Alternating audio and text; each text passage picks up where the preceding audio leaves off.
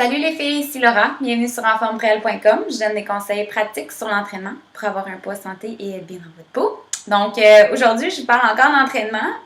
Encore une fois, ça vient de l'idée à Maxime. Je vous parle un peu des machines de cardio, puis je trouve ça super intéressant, puis important aussi de vous en parler. Parce que j'ai souvent des questions par rapport à ça avec mes nouvelles clientes.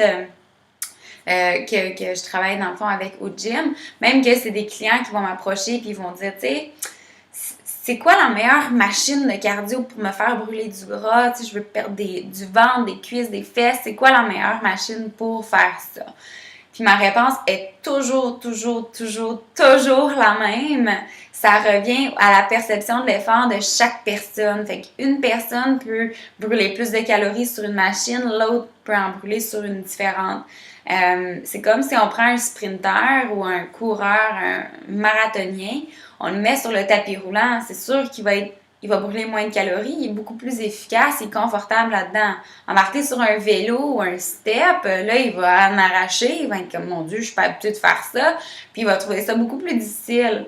Le degré de difficulté va vraiment avec, dans le fond, la perception de l'effort et au niveau de l'intensité que vous allez faire votre entraînement. Plus c'est intense, plus vous allez brûler des calories. Fait que ça revient un peu à ça. Ça, c'est en général, là, évidemment.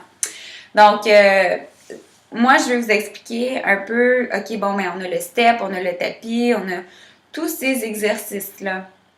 Pourquoi que je peux pas vous dire exactement quelle machine brûle plus de calories? De un, faut pas se fier sur les calories de la machine, là.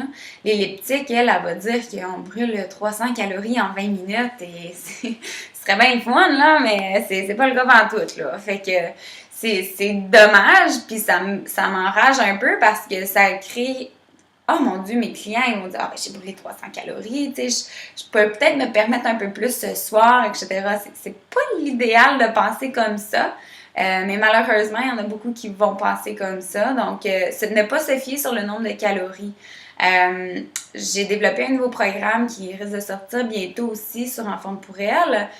Puis, c'est vraiment beaucoup par rapport à votre perception de l'effort. Puis, votre perception de l'effort est très importante. Dans le fond, comment qu'on évalue ça, c'est que, disons, 0 sur 10 équivaut... je suis même pas en échauffement, j'ai aucune résistance, aucune pente, tout va bien, je peux faire ça pendant des heures. 10 sur 10, c'est comme, oh my god, je peux maintenir ça peut-être 15 secondes, puis je suis très essoufflée, je suis en dehors de ma zone de confort, je suis pas bien, là, je suis à mon maximum. Puis entre ça, tu sais, on va avoir du 5 sur 10, que c'est un petit peu plus l'échauffement. Du 8 sur 10, on sort de la zone de confort et sorti, là.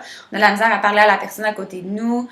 C'est des façons d'évaluer notre intensité. Puis, parce que je peux pas dire, OK, faites le niveau 8 sur le Step Master, mais un Step Master niveau 8, ça peut être super facile, comme que l'autre, ça peut être genre le maximum, c'est 10, fait qu'on est au maximum, on est près du maximum.